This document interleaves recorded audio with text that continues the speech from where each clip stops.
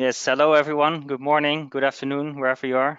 We're really sorry for the delay, but there were some technical issues, but hopefully everything should work perfectly now. So welcome to the webinar about the Agile and Scrum updates. I'm joined here by Nader. He will take over soon. I will allow him to introduce himself later, but I'll first give some small technical things. If you have any problem yourself with technical issues, the best way to do is always to disconnect and try to reconnect again. This is generally what solves the most issues that occur. If during the webinar you have any questions for Nader for during the Q&A or just about what's talked, there should be a question tab in the sidebar, and you can type your question there, and then we will try to answer as many as possible. But for now, I will give the floor to Nader. So, Nader. Thank you. Hello, everyone. Welcome to the session. The problem that Stefan mentioned was that this application GoToWebinar doesn't support Linux, and that's a big problem. And it goes to my blacklist from now on. But anyway, so I'm glad to see you here, even though I cannot really see you, but I have good imagination. So this webinar is about the changes to the book, to the exam, and to Scrum. And in fact, the changes to the latest version of the Scrum Guide was the reason that we updated all of these. For me, it was almost an excuse to update the book because it was a few years since it was written, many years actually, and I really, really wanted to do that. And it was a great opportunity. For the Scrum itself, well, we can go through some of the changes together. First of all, there was something about the change, and I heard it from both authors of the Scrum Guide. They keep saying that Scrum is still Scrum, implying that the changes to the Scrum Guide doesn't mean that there was something wrong with what we said before. It's just because we wanted to improve it or something like that, which I think is not really perfect. We are supposed to change. It's a good thing. If you keep the same idea for many, many years, there's really something wrong. And when you look around, the good things in our lives are changing all the time. And the troubling things are those things that keep saying that I'm right, I've always been right, I will be right forever. Those things don't change. We don't want to be in that part, really. And when you compare Scrum with other things, the Handbook Guide, for example, it has changed a lot. They even changed the definition of project manager. What can be more fundamental than that? Or in the 7th edition of the Handbook Guide, for example, we've removed all the processes. The processes were the core of the Handbook Guide. We said that, okay, we think that, well, it's not the best thing we can tell project managers. Let's think about something else. We believe that right now, we believe that there's something better we can tell project managers. So let's do that. Whatever we've done before, it doesn't matter. So this attitude is not really perfect. There is no shame in changing things, in improving things. And it's great. We should be proud of ourselves to improve something that was not perfect before. And nothing is ever perfect. So when we go through the changes, we can think of a few categories of changes. Some of them not so significant, some of them really important, some of them I wish weren't there. And some of them are changes I call reactive changes. And I can share all of them with you. Maybe we can talk about insignificant changes. When you look it up, you will see big lists of all the changes in the Scrum Guide, and many of them, more than half of that, are things that are not super important for any of us. They don't have a lot of practical consequences. They're not fundamental. For example, they've changed the term self-organizing into self-managing. Okay, they had their reasons for that. Okay, all right, that's fine. Or for example, before there used to be this Scrum team, and inside the Scrum team, there were the product owner, the Scrum Master, and the development team. So there was one team inside another team, and now they say that, okay, that's too much. Let's have product owner, Scrum Master, and developers, which makes sense when you think about it. It's a good choice, but not significant. There are significant changes. I'll tell you about those. Some of the changes, actually only one change, is something I wish they didn't make. And it's about using the term accountability instead of role. It's really great to differentiate responsibility from accountability, and that's a big problem, as many of you may know. That's really good. But the problem is that in the Scrum community in general, and in the Scrum Guide, and among the authors of the Scrum Guide, they don't differentiate roles from people. They always mix them up, and it causes problems. For example, we say that the daily Scrum meeting is only for the developers, right? But then sometimes they say things like this, that if someone is both a product owner and a developer, then that product owner will go to the daily Scrum because that person is also a developer. That's the perfect way of saying that, because we are mixing people with roles. What happens in management literature, both project management and the wider general management literature, what we say is that this person is playing the role of the product owner as well as the role of the developer. And when the person goes to the daily Scrum, they don't go there as a product owner, they go there as a developer. So still we don't have a product owner in the daily Scrum necessarily. But they made some changes, but the changes they made weren't perfect. They replaced the word role with accountability, even though accountability is something else. And they use the word for both of them. A role is a package of multiple accountabilities. But they use this word both for the accountability itself and for the package of the accountability. Well, that's fine. I hope they will fix it in the future. So let's talk about the interesting changes. There are two really interesting changes in this new version of the Scrum Guide. Before, there were three types of elements in the Scrum Guide. There were the events, the artifacts, and the people, the roles. And then, in addition to those things, we had definition of done, the Scrum goal, the sprint goal, and things like that. And the question was, okay, we talked about those elements and they had their own type, but what is the type of these things? It wasn't really perfect. But now they have practically introduced a new type. And this new type is called commitment. So what happens is that we have those three previously mentioned types.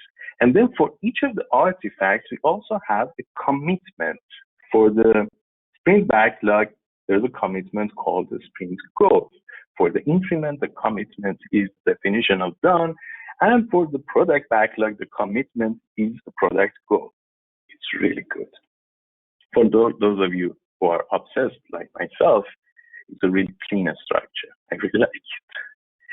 The other interesting change is that now they've made it clear that for the sprint planning meeting, there are three topics that have to be discussed. Those of you who know the older versions of the guide know that there used to be two topics, and then they removed it. And now they've brought it back, and there are three of them. This time, it's much better than before, in my opinion. These are topics around the questions of what, why, and how. And their sequence makes more sense. The previous versions implied somehow that we pick the items, meaning that we think about the what question, and then we create the sprint goal, which is not really perfect. It wasn't explicit, but it was implied there. But now it implies that you create the goal first and then go and pick the items, which makes a lot more sense because the goal is more abstract, it's more high level.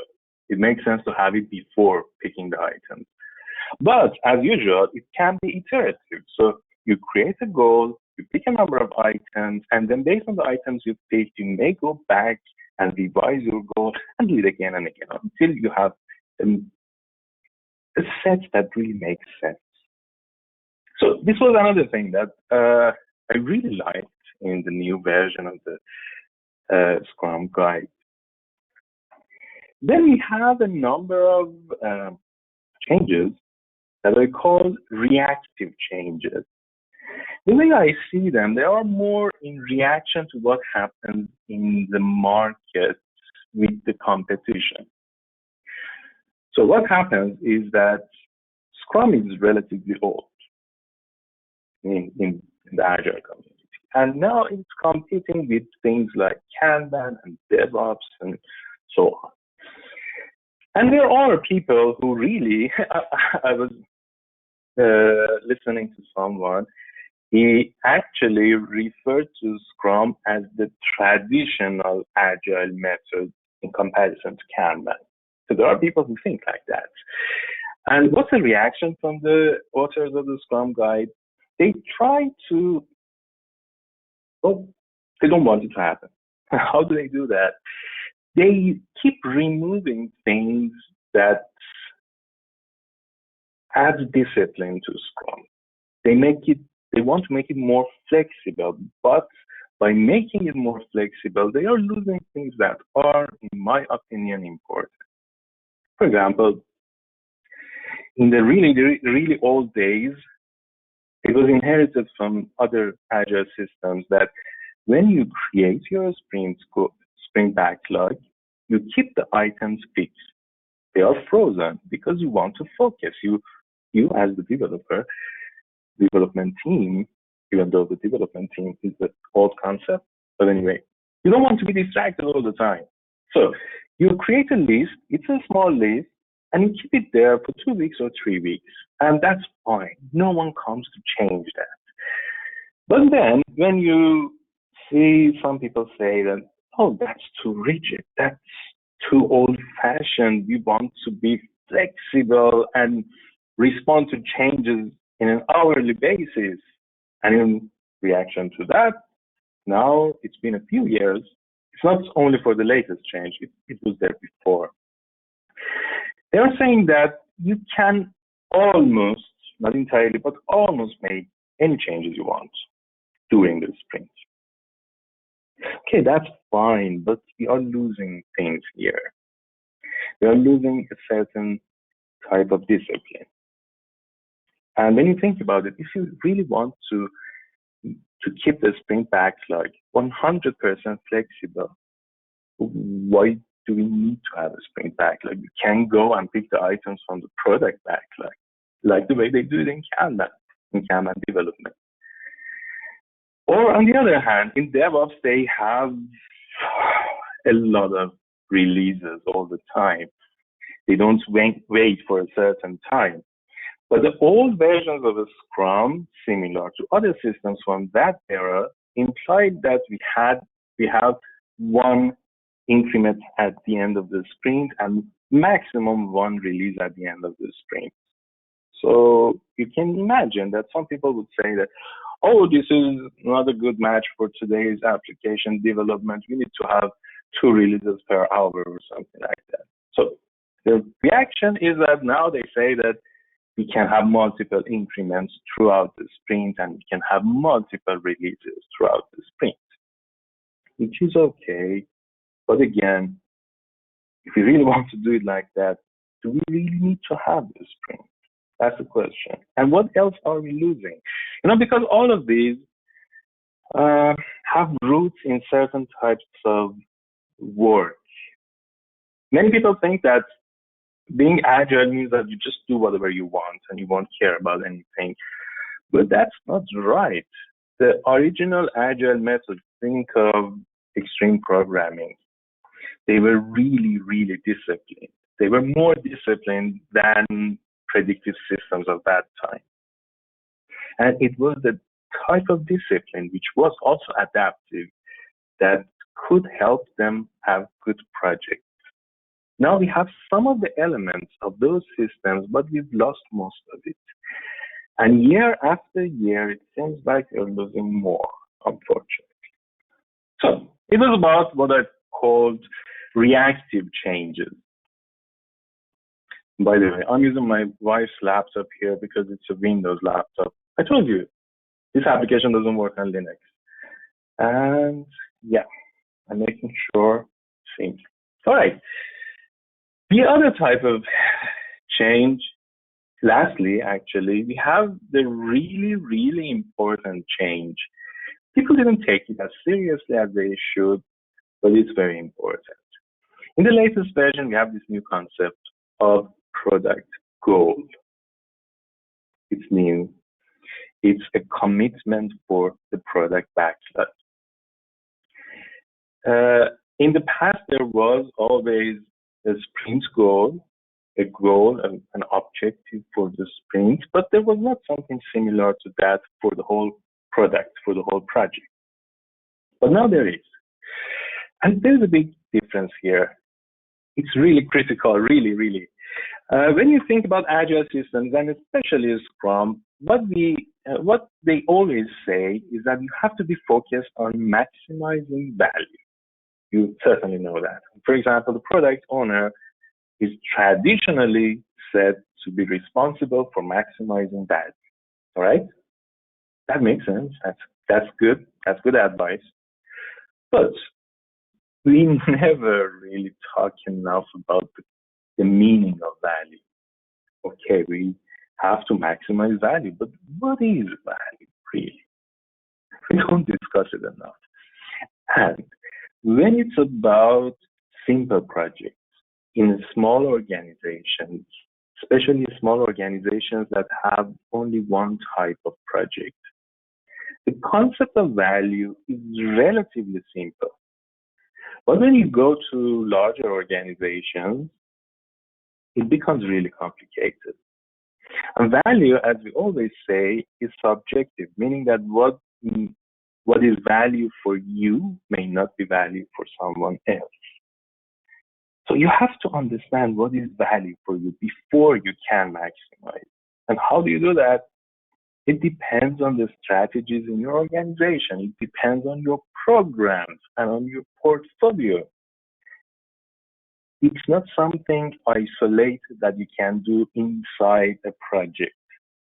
It spreads throughout the whole organization. It's a complicated concept. And right now, in the latest version, they recognize this partially, at least, by adding the concept of product goal. The product goal is something that can help you interpret value, help you understand what creates value in your project. Although you can say that there's a lot more to talk about. So, for example, how do you set the product goal? How do you make sure that it's aligned with the rest of the organization, with your portfolio management system, and so on? Well, that's a different problem for someone else. But at least it's a good step, I would say. It's a really good step. Although, still, when you look at the Scrum Guide and the updated literature about the Scrum, there's inconsistency. Sometimes they are still thinking about value as something objective that is ultimate goal for us. And sometimes they are thinking about the product goal as something strategic that can help us generate value. Probably, hopefully, in the future versions, it will be better. What you can see. Although there is something else here. Not in every Agile system. Most of them actually were not like this. Most of the original Agile systems were created by really humble people, really smart people who did really, really good things, and they didn't try to do something that was outside their area of expertise. But when it comes to Scrum, it's a little bit different. They see everyone else as enemy sometimes, which is a pity.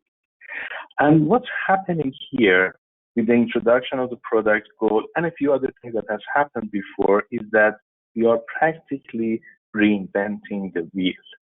The things that we are learning by using the Scrum community, they are trying different things, they're learning from it, and based on that, they are making changes, like the introduction of the product goal.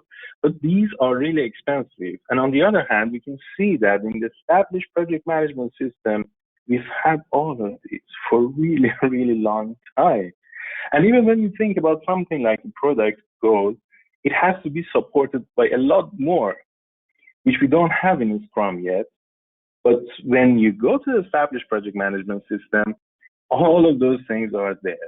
There are documented experiences people have learned. They have lost a lot of things to learn those things. So we don't have to lose again. We can use their experience and build on top of that. That's the biggest thing we are missing in the Scrum community, unfortunately. Considering the concept of external enemy, that's not for professional people, that's for cults and things like that. All right, so that was a quick review of the changes. Before we go through the questions, if we have questions, sometimes people are too shy to ask questions. Don't worry about that. I have two suggestions. One suggestion is not to limit yourself to one agile system. Because as I pointed out, no single system is perfect. And there's a lot of amazing things in other systems that you can learn. And I try to reflect it into the book by exploring different systems, and especially the Agile Scrum Foundation exam itself is not limited to Scrum, so that makes it perfect. It's a good excuse for me. That's one thing. And the other thing is to be careful with what they call the cargo cult effect. Look it up, it's really interesting. There's a really interesting story behind it. And it's about the fact that some people only see the surface. They don't understand the deep meanings and try to imitate someone else who's successful. And by that imitation, they can't get anywhere, as you can imagine. Unfortunately, many of the things that people do in the Agile community, in the so-called Agile community, not the real one, is imitating other people, having the same rituals, having the same names, having a lot of whiteboards and sticky notes and so on, and suddenly they think they are Agile, which is not the case. We all have to understand why those things are formed the way they are. Everything you see in the Scrum Guide, as well as every other system, there are reasons behind them. Never say that, okay, I have to do it like this because that resource says so. You always have to understand why that resource says that. And then based on that understanding, the way you do it will be really different. So it was my second advice.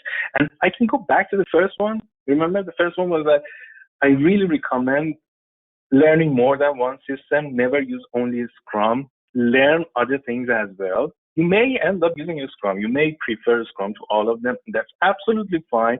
But when you learn all of them and then decide to use a Scrum, the way you will use a Scrum will be really different. It will be a lot more effective. And it's not even limited to Agile. When you're dealing with projects, you really should learn Prince2, the PMBOK guide, and other resources. They are also very helpful for you. Never say that we are using Agile and we don't care about Prince2 and the PMBOK guide. No, they are about the same thing. They are about projects. And there's a lot of great things for you to learn from them, even when you are using a Scrum. These were my two pieces of advice. So, Stefan, can we go through the questions?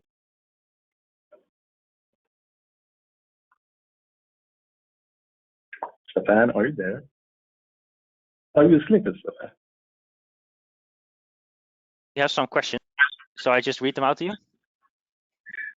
Yeah. Can you hear me, Nader? Yes, I can. Okay, I think there's a slight delay, but that's okay. So I'll just try and be slow so you can understand the question correctly. Okay, first question. Can you share your growth expectations of Agile, Scrum, Kanban, etc.? Can I share my what? Can you share your growth expectations of Agile, Scrum, Kanban, etc.? Yeah, let me see if do I also have access to see the questions myself? Because the lag that you mentioned, it makes it a little bit difficult. Do you see something called questions in your dashboard? I see webcam, audio, attendees, chat, and let me maximize this. Where in the dashboard can I expect to see that?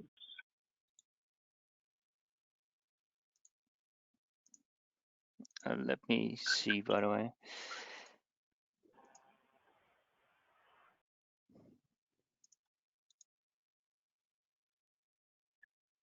Well, maybe we can go back to you reading it for me if it doesn't work.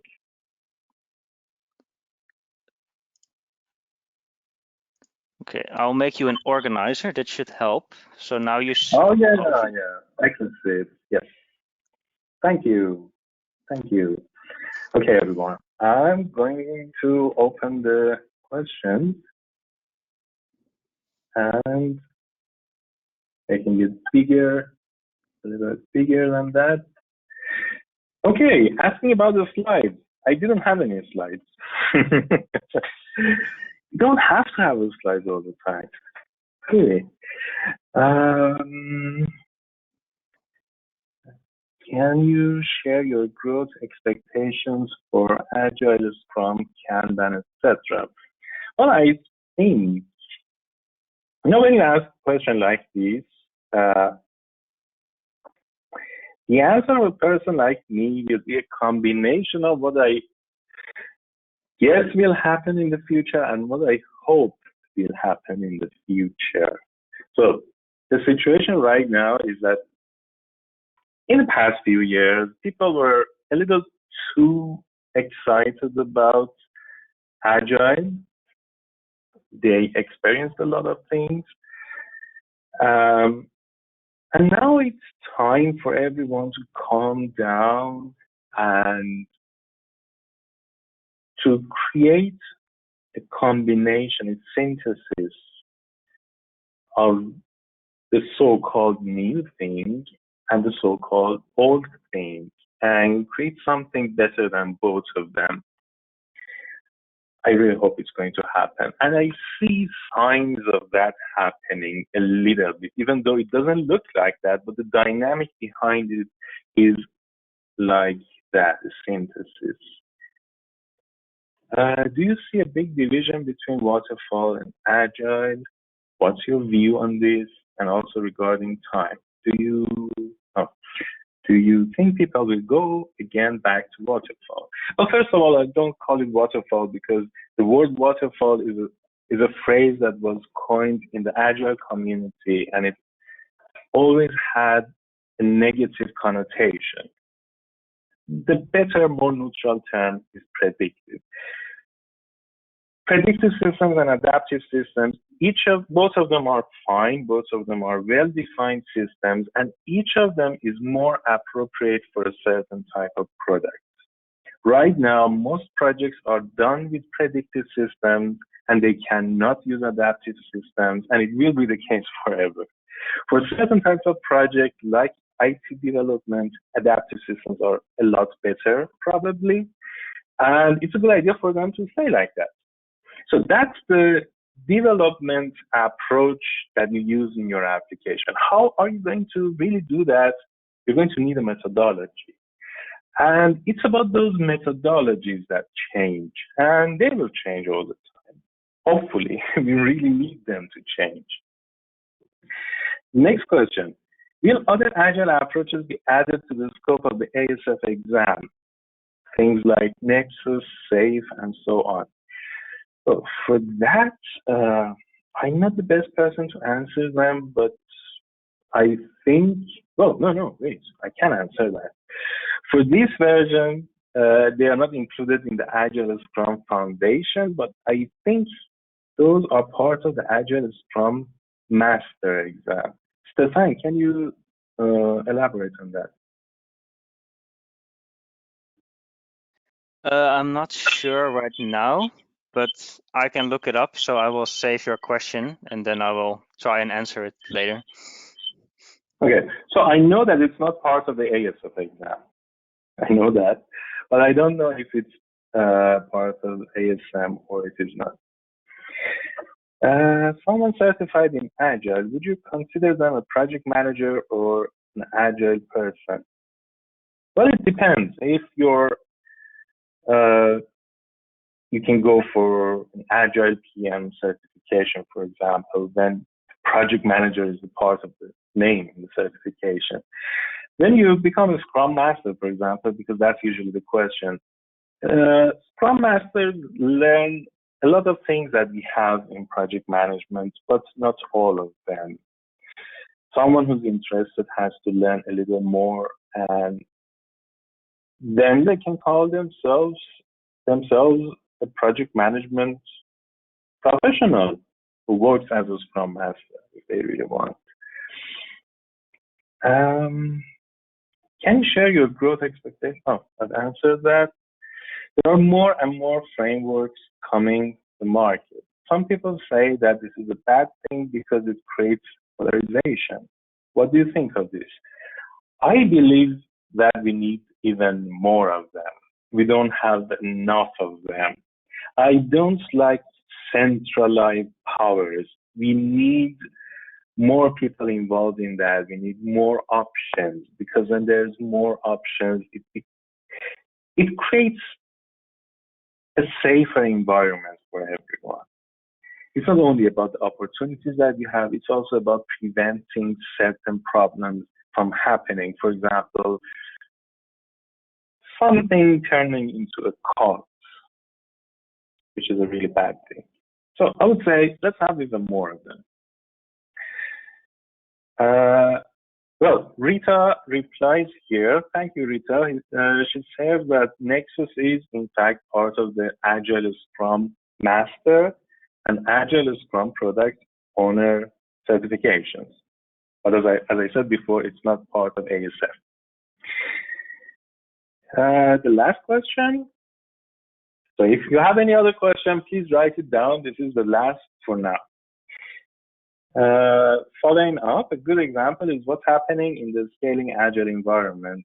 There are coming many versions. Oh, it's about having too many systems. Yeah, why not? People have different needs. They work in different organizations. Think about those people who create these methods. Many of them are really capable people, but none of us have experience in every type of project. And how many people can you get involved in creating something? 10 people, 20 people, 50 people?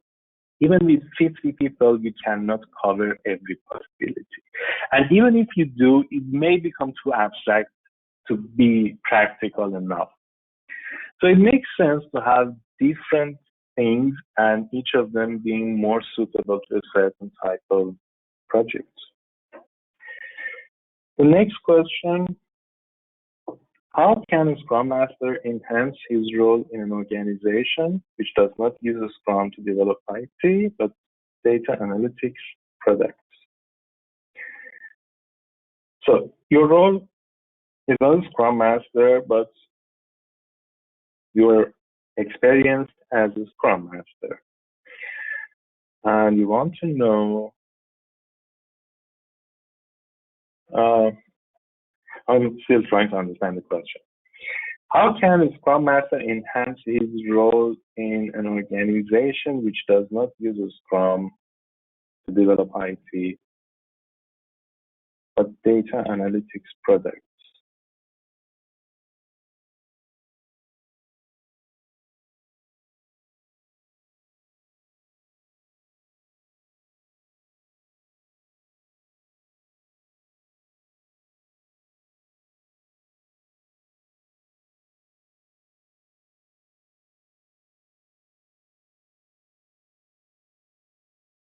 Nader, we cannot hear you right now.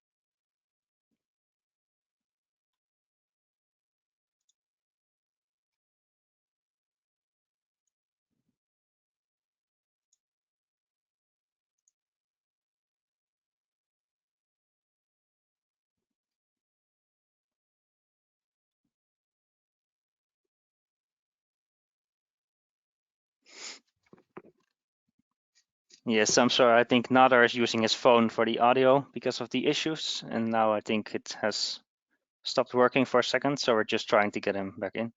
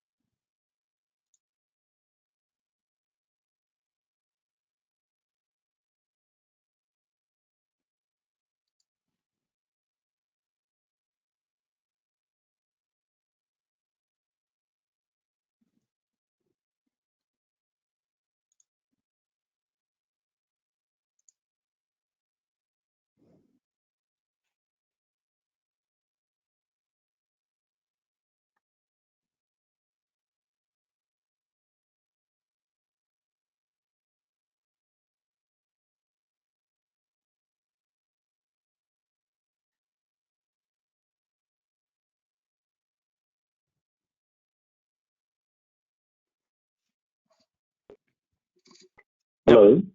Yes, I can Oh, hear you hi. again. I'm back. You're still there. Okay, great. Yeah, this GoToWebinar really goes to my blacklist. It's the last time I'm using it. So, how far did you hear me? You were answering the latest question, the one about the Scrum Master in the data analytics. Okay. So, We didn't hear your what I was, answer. yeah, okay. So what I was saying was that I'm not 100% sure if I understand the question, but my guess is that it's about the fact that someone is trained and experienced in being a Scrum Master, but right now they have a different role in the organization, and they want to know how they can learn something that will be useful for them as a Scrum Master in the future in case they become a Scrum Master. And if that's the question, my answer would be to focus on soft skills, on problem solving, negotiation, facilitation, and things like that. These are the type of things that you can always do in every type of project. They always need it. And if you have the opportunity to contribute in those areas, that would be great. You will learn a lot of things that will be useful for you later on as a Scrum Master as well. So I'm going back to the list of questions. Okay, I have a lot of comments here about the fact that audio was gone. And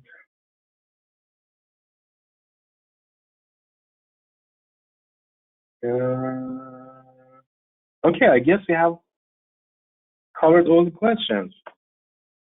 So thank you, everyone. And Stefan, back to you. Yes, thank you very much. We worked around the issues, so that's always nice. That's the downside of working from home, I guess, but we managed, I guess. So let me see. I'm going to make myself the presenter. So to finalize the presentation, I'm going to show you some exciting things that you can do to learn more, and also some nice offers for you. So I will show my screen here. So this is the Agile Scrum program that we just talked about. You can see all the different modules that are part of it. So the main focus was the foundation series, which was the foundation module, which was what the book that Nader wrote. But we also talked about Nexus, which is, for example, in the Agile Scrum Master. So there's something for everyone, whether you just need some knowledge about Agile Scrum or you want to become a product owner. There's all kind of ways to learn everything. Agile, as we just heard, it keeps evolving, so it's important to keep up and keep learning. So you can do the Agile Scrum also within a career path. This is a career path, is something that aims you towards a specific career. So for example, we have the Agile Service Manager, which includes not just Agile Scrum Foundation, but also Fairs and Professional and things like SIAM. So this is, for example, if you really want to become like an Agile Service Manager, all of the things are there for you to learn. So it's up to you whether you just want some Agile or if you want to really take your career further. There are all kind of options. And to help you, Van Haar and Exin have an offer for you. If I can go to the next slide. Yes. So Van Haar Publishing, one of our organizers of the webinar, is offering a discount on the book and on the courseware for trainers. So the handbook, let me, by the way, copy in the chat some links. These are all to the book and to the quiz that you see on the right. If it goes too fast for you, let me see if it's there. Yes. If this is too fast for you, you can't copy, don't worry. You will receive a follow-up email later with also the recording of the webinar, and we will include all the links in there as well. So don't worry if you can't catch it now.